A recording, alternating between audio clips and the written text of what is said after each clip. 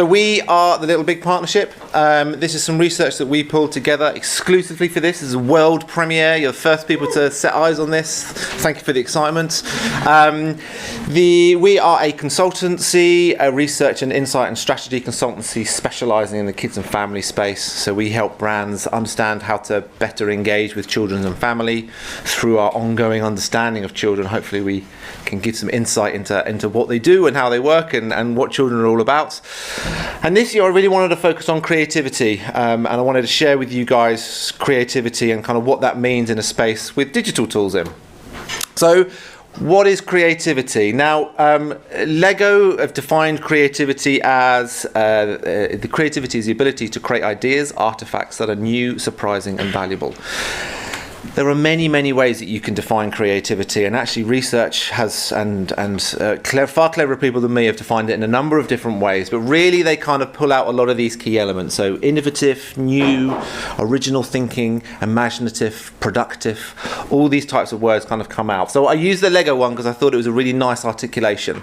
I mean, you know, why use Lego? That, you know, they're not necessarily a kind of massively respected research body, but actually they've probably spent more time and effort looking at creativity than children than any other organisation on the planet. So they probably know what they're talking about when it comes to kids' creativity. So that's kind of why I narrowed in on that one. So it kind of frames the kind of creativity and what we talk about when we talk about creativity. And why is creativity so important for children? And there's probably three different kind of really important pillars about why creativity is so important. Our robot overlords are due very soon.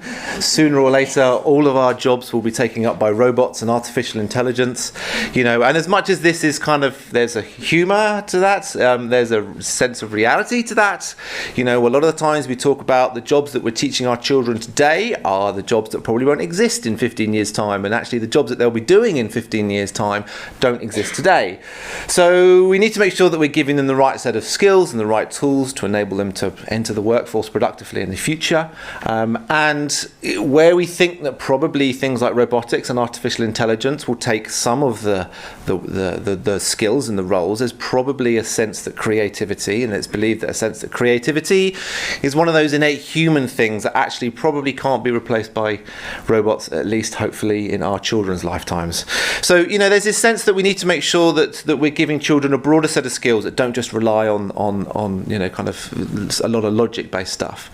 We need children, you know, if you think about this kind of divergent and convergent thinking is ways that people talk about creativity. So convergent thinking is very much narrowing down and kind of trying to find a specific solution, whereas divergent thinking is kind of, okay, well, what's the broader, what's the bigger picture, and what actually are all these options that exist? So it's that divergent thinking which is kind of driving that creativity. And we see that divergent thinking reduces with age. So, you know, 98% of 3 to 5 year olds have hugely divergent thinking. And that's because at this point they're not narrowing things down. They're just, everything is exploring. Everything is an exciting adventure, and they're trying to kind of broaden horizons. And then over the years, that kind of, you know, that divergent thinking, if you like, kind of slowly disappears. And that's not, and this isn't a kind of, you know, Sir Ken Robinson did a far better job at, you know, kind of talking about what he thinks the reasons are, and I don't think that necessarily this is indicative of our schooling system, but I do think that there is a situation where, you know, we are definitely narrowing our thinking, and creativity is kind of declining as you get older. So it's important that we understand, it's important that we kind of, how do we make sure that the divergent thinking doesn't disappear? There's actually some research with something called the TCTT, which is a much deeper test. It's almost like the creative version of an IQ test. And that's been done on a very, very big scale since the 1950s, mainly in America, but they showed that creativity increased on a fairly standard basis, like IQ has increased since the 1950s, until it hit the 1990s. Then it plateaued, and then it started to decline. So there's a general decline in this kind of this divergent thinking that we're seeing, and, you know, that's obviously can be a worry. But the last reason why creativity is so important is it's just so important for children, and creativity in children is such an important thing. And I know that sounds like a bit of a worthy thing to say, but it's not just because creativity is the ultimate form of self-expression, and actually for children to express themselves in a form that hasn't got judgment associated with it, in a way that they can express their opinions, express their emotions, in a way that they can explore ideas and explore new concepts, ultimately makes them very happy. Children are generally very happy when they're being creative, in whatever form that may be, whether they're making physical stuff or whether they're doing more digital creativity activities. So all in all, creativity is very important for children, from what they're going to do in the future, from how it makes them feel, from society as a whole. There is a general feeling, and I didn't find anyone who didn't think that creativity was important, but creativity is important, and we know it's declining. So what can we do? What is this world that we are entering? So we asked some children what they thought creativity was. Imagination. Using your imagination to make stuff. Just like expressing your imagination, colourful. Like making up things by yourself. Imagination, yeah. I think it means that you have your own ideas and then you do it. Create using your imagination. So using your imagination, coming up with ideas, that's the kind of the vibe. Children definitely kind of understand what creativity is. To use a quote, because why not use a quote? Every child is an artist. The problem is staying an artist when they grow up. So how can we make sure that we're keeping that creativity? Now, digital tools, and I'm not necessarily going to kind of wax lyrical about how amazing digital devices are. I am very much a digital optimist, and I very much love the kind of digital tools and what they can deliver. But we, more importantly than that is that we know how hugely influential they are in children's lives. We know that 38% of children, this came out of Ofcom last year, we know that 38% of children, it's, the tablet and mobile together are the device that they would most miss out of all devices. TV coming in second, a very kind of close second, but they are so hugely important and so hugely influential. So we kind of get to that point of, do we have that equation, which is, we know that creativity is really important for a child. Add that to the fact that, digital devices are hugely influential. Therefore, will we jump to the conclusion that therefore digital devices are this solution that we've all been waiting for? And that ultimately is the kind of bedrock of the research, and that kind of the big question that we wanted to answer with this. What role do digital devices play? What role do they play in enabling and nurturing a child's creativity? And that's what we set out to find. So we asked 20 children from 20 families what they thought. We kind of split them out. They were aged between around 4 to around 10. They were pretty much equally split. They were exactly equally split between boys and girls. There was an ethnic diversity in the sample which isn't necessarily represented on screen. So following on from Lem's talk yesterday, I kind of wanted to jump in front of that. We didn't get permission from all the parents to show all the children, but there was a kind of a broad ethnic diversity, and also a socio-demographic diversity, and a kind of general opinions towards parenting diversity as much as we could. Obviously, it's only a sample of 20, so it's not necessarily going to be nationally representative, but it's a fairly good mix. And what we did is we asked 2/3 of them to have some digital devices and to be creative on digital devices, and we asked 1/3 of them to be creative in an analog world, so almost just anything but not a digital device. We did this over a 14-day period, so on every day we asked them to do a minimum of 10 minutes creativity. We said it as a minimum, it wasn't a maximum. And then we also asked them to fill in a daily journal about what was going on, who was doing what, how the child felt about the activity, how the parent felt about the activity, and kind of any feedback they had. And then we also followed up with a round of kind of questions at the end. And here are kind of some of the things that we asked them to do. And what we're doing as part of this is we were doing a before and after. We're seeing how that creativity changes. And we're also looking at individual children to kind of have a contextualization of what they do. So here are some examples of some of the amazing stuff that these children did.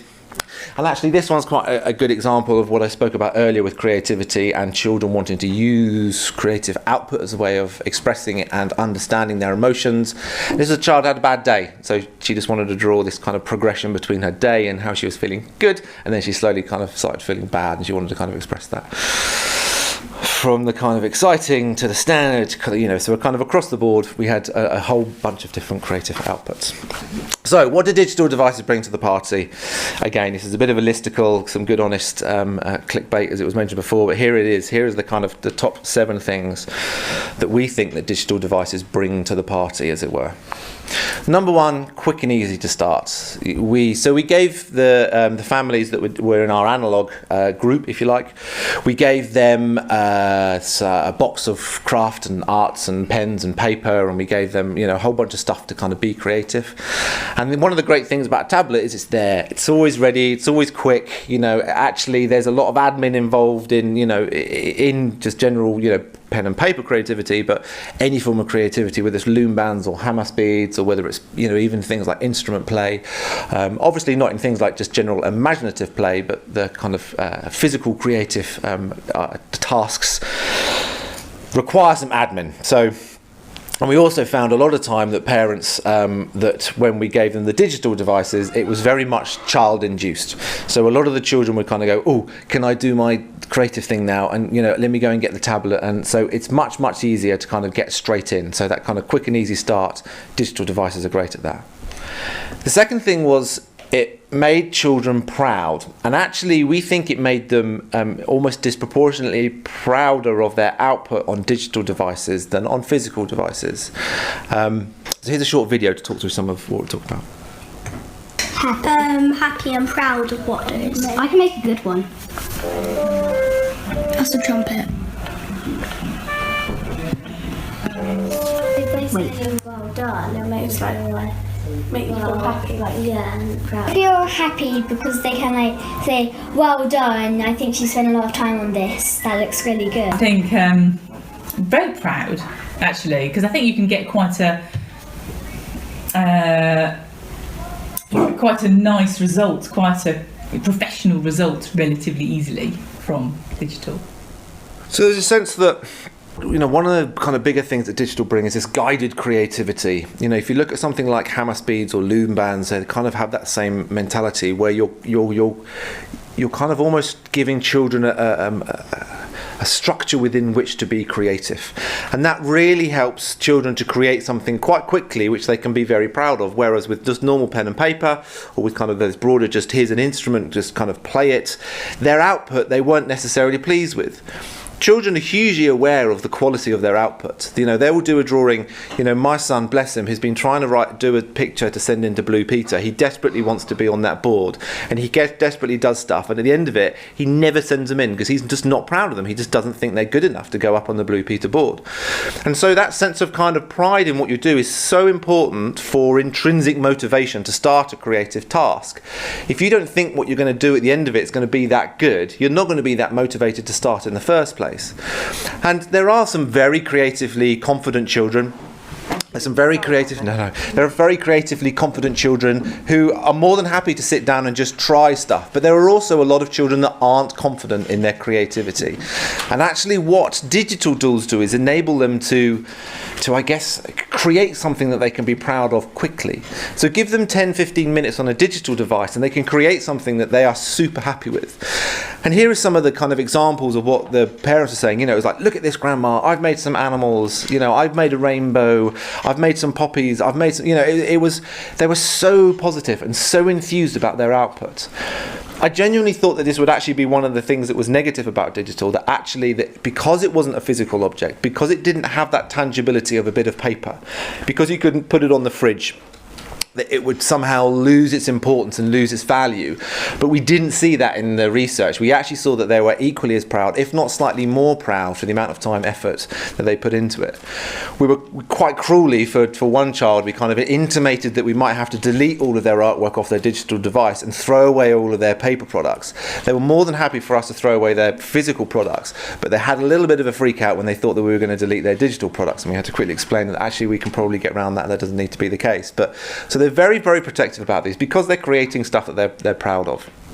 Another one, proud. It was kind of very much that proud. So I think one of the real big things is this guided creativity, which enables children to create something.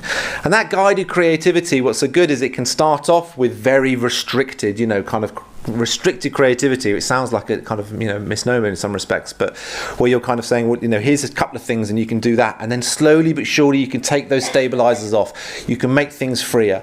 A lot of the apps that we chose, some of them were very restrictive on what you could do, and it's just like the music app, we just place things here and it plays a song, and some of them are very broad, and there's a lot kind of in between. And that kind of very broad is another one of the kind of great things about the digital devices, is that there's this sense of unrestricted creative expression. That's another video. Hello, and this is Luca, and we are gonna find the monster. Live from wherever you are right now, it's the news! It's me. Hello, and welcome to my class. Today on Monday it's going to be very rainy. Now I'm going to pass you over to Bob. Speak to Bob now. Hello, I'm Bob and I'm Waving. It's raining terribly. I like it because I already did it twice and I knew what it would be like with a rocket, and I thought, I wonder what it would be like with something else, so I drew a car instead. I like it because you can just draw whatever you want, you can express your feeling. Yeah, so you can create your own picture. Yeah, and it's like, make your own art. Your own. You are at school and you have to draw a picture, and it had to be like a colour that a dog would normally be, but then you could just draw your dog that's any colour like this. So you can go woo, like that for the sun, and you could do like a flower, so you get the stem, then you get like yellow in the middle, then you get a purple maybe. It's fun because like if you're feeling down, you can just like Do it. draw happy stuff to make you happy or silly stuff. So this sense of freedom, this sense of I can just do anything, I can just do whatever I want here, and they talked about, we kind of followed up with the girl who was drawing the dog, and she was very much saying, if I had to do this in school, I'd have to do a dog the way that a dog is drawn, but, because this is my device, this is my iPad, this is my world, because it, to a degree, because I'm not doing it out on paper, I can just do lots of different things, and I can just do it, and I can try something else and just go a bit crazy, and the girl was talking about the rocket. Don't know whether that came across very well, but the DipDap app is a really, really good app, kind of slightly younger, and interestingly, these were much older than the DipDap target, but ultimately it asks you to draw a rocket, and then you see DipDap engage with the rocket, and the rocket kind of shoots off, and she went, well, I'm going to do a car. What happen if I do a car, and then all of a sudden, so her horizons were kind of blown open. We know how kids love to just explore and just do crazy stuff with all these different colours and all these different ways of doing it. And again, that kind of retry-ability kind of came in as well, which was particularly important for children who lacked a sense of, who lacked creative confidence. They liked the fact that they could draw something, and then if they didn't like it, they could get rid of it.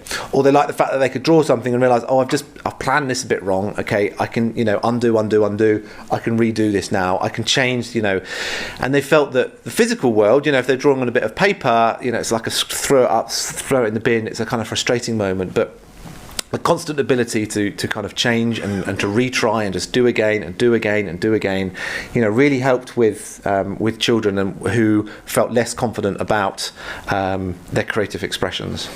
There was this greater creative opportunities. Actually, what their output can be, what their output could be, is huge. And actually, within the confines of what you can create digitally, we had videos, we had photographs, we had music created, we had pictures created, we had stickers created, we had Father's Days created, cards created. We had so much kind of creative output that they probably never had access to before. They were cutting together videos that were actually pretty, were quite funny and quite entertaining and, quite clever. And actually, all of a sudden, they had access to stuff that was probably, again, one of the comments for much more of a professional output. one of the kids this was Tell a Story, which a lot of them loved, and a lot of them loved it as a family as well. They would almost all get together and play little roles in the video and kind of put the little wigs on and be different, play different characters. And one of the comments was, well, you wouldn't find that in my dressing up box. It's that sense of, all of a sudden, a single device, you've got access to so much more stuff. It's funner because you get to, because say if you didn't have some of these colours, then you could use them on here. So even down to the fact that I've got colours that I don't have in my crayon box, all of a sudden I can paint with a turquoise that I don't own, so again, that kind of unrestricted creative access. Strangely, and again, this kind of sounds a little bit counterintuitive, but this quantifying and qualifying creative output was particularly important, and particularly important for the boys. It very much came in that all the boys found this good. It kind of gamified creativity, and that sounds like a really nasty kind of statement a little bit, but ultimately what it was enabling boys to kind of do something creative, but get that measure of, you've done well, you've done good, you've done better than you did last time, here's some scores, here's that reward that you like from all those games you play when you get 300 points or 700 points. It enables them to understand how well that they've done without it being too judgmental, and they love that sense of kind of levels and what to do next. It would be good if they had levels. So on 2-player mode you have levels. So you on level 1 you play a super easy guy. Then when on like level 50 you play a really, really, really tricky.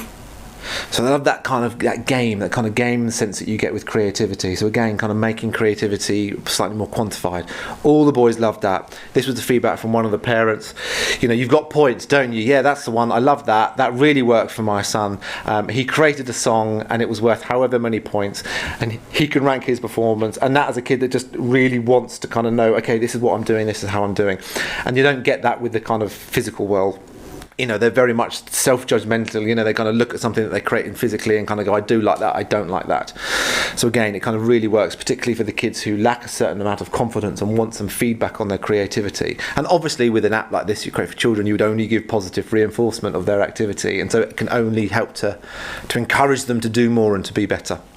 And then finally, this kind of disposable element, which again we thought was going to be a down point, but it is very much a kind of positive point in the fact that that they could just keep trying. That their constant throughput of creative endeavours was enormous compared to what it would be within the physical environment, if you like.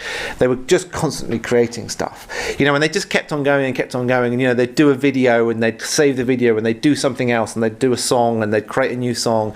So actually, their output, which for many people is an enormous part of creativity that can get overlooked, is actually the kind of productivity and actually how much stuff you're creating, was enormous on digital devices, because there was a sense of, okay, just keep going and keep going and keep going and keep going. And that's probably not something that they would probably do so much of in the physical world. They might get told off by their parents for using too much paper, or and it's the amount of effort going into something kind of makes something a bit less disposable. So in summary, the kind of findings that we got is definitely digital devices are hugely important for a child and as part of their overall toolbox of creativity. We found particularly for children that weren't that creatively confident, children that lacked a sense of, that did feel that the art that they were creating in the real world, or the music that they were creating in the real world, or even some of the kind of constructs and ideas that they were coming up with in the real world, it helped them and it encouraged them. It kind of got them going. It got the momentum started, at least on the kind of creative endeavours. A lot of the children just didn't feel confident in doing any form of creativity, and actually this kind of really helped them. Again, it kind of particularly a lot of the boys felt that they just weren't, I'm not that creative, and actually the kind of digital device brought them out of themselves a little bit and gave them the tools and gave them the ability to kind of be creative and express themselves. That guided creativity helped them make something that they were really proud of straight away, that they could kind of go, this is great. And that then helps with that intrinsic motivation. Again, we've seen children who, start playing on a piano, they don't do a very good job, it doesn't sound how they want it to sound, they're not achieving what they want to achieve, so they never go back to it. And actually what you can do is you can get rid of some of those barriers. There are a lot of children that don't have those, creative barriers in place, that they are much more confident, they can just get through through and do it, but there's also a lot that aren't. However, what was very interesting is we had a lot of pushback from parents. A lot of the parents were convinced that digital devices weren't going to be that useful. They didn't like the screen time. There was definitely this kind of negative thing. We had a few parents that were convinced it wasn't going to make any difference, and that their children are always being creative and it wouldn't make any difference. And there is a sense that traditional draftsmanship and the ability to manipulate objects in the real world is important, and it will never take away from that. So I'm not saying throw away all your pens and paper and just go do everything on the tablet. But I think as part of the overall package, I think that the two together definitely help with bringing children along and helping children kind of start on an exciting creative journey, enabling them to express themselves, to kind of understand who they are. So that's kind of me, but I did promise I'd give you a quick overview of this. So this is what this kind of means. And again, no one likes testing creativity, but ultimately there's different ways that you can express yourselves. So the top line, Anna was the most fluent because she created the most, she used the most number of boxes. You've then got the different types of responses, from a face to a wheel to a ball. You've then got people who are original and doing things in a different way. So you can kind of judge yourself against that later, or you can go online and kind of judge yourself later. Anyway, thank you very much.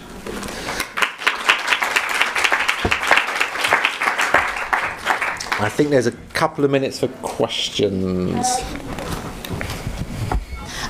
Just a quick question, which is, I think is all really interesting. I was interested in the intrinsic and extrinsic motivation side, and was the focus on whether intrinsic motivation was going to be created by an initial extrinsic motivation for the children who maybe were less confident? And were you thinking about what you were going to be looking at in terms of any follow-ups to see if there was any sustained links or engagement? Because I think it's a really interesting finding. As far as the kind of intrinsic to extrinsic, there was a degree of that in there, and I think what we were trying to do is almost have the tablet as the extrinsic motivation, because a lot of the children, a lot of children are just have I guess they've got an extrinsic desire or an extrinsic motivation to play on the tablet, but not necessarily be creative. So we found that children that weren't creative were happy to kind of force themselves into a creative path because it was a tablet, and therefore it had an external motivation that they weren't necessarily. And then the intrinsics came as they started doing it. We did ask the parents to mark out of 10 how excited and who instigated, and we did find that in the beginning it was parent instigated, because we did say we want a minimum of 10 minutes, and in the first 2 or 3 days there was a sense of, it's another 10 minutes of homework I've got to do. And then we saw over the 14 days that the person who was leading the charge to have that creative output changed, and it went over to the kids, particularly in the digital space. Although we did see that a little bit in the creative space as well, that actually just actively encouraging any creative endeavour will hopefully lead to kind of a further desire for creativity, but it was more pronounced in the kind of digital space. And what's the second question about the kind of long-term effect? I just wondered if you had any plans. We deliberately made sure that we have the ability to follow up. Whether we do or not will depend on many things, but it's available to us. Okay, well, thank you to Maurice.